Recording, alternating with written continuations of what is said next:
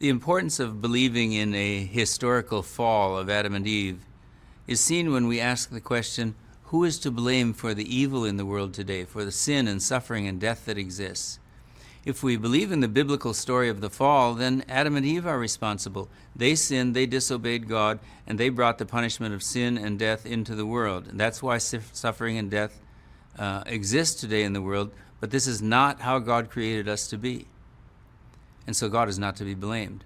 But if you hold to theistic evolution, then you think that the world as it is the way it always has been. And in other words, this is the best that God could do by allowing evolution to run its course.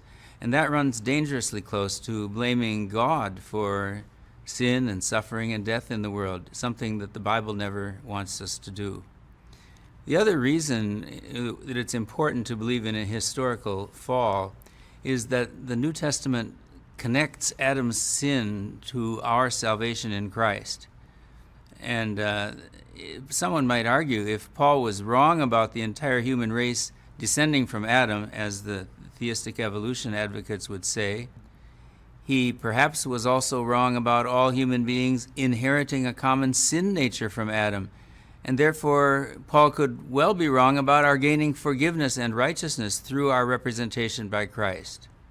It's unmistakable how Paul explicitly connects representation by Adam and representation by Christ. This is what Paul says in Romans 5. For if because of one man's trespass death reigned through that one man, that's Adam, much more will those who receive the abundance of grace and the free gift of righteousness reign in life through the one man, Jesus Christ. And then he goes on to say, for as by one man's disobedience the many were made sinners, so by the one man's obedience the many will be made righteous.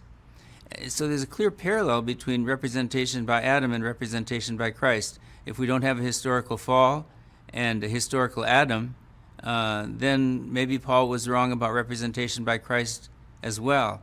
And so the entire doctrine of the atonement and our forgiveness of sins through Christ is undermined.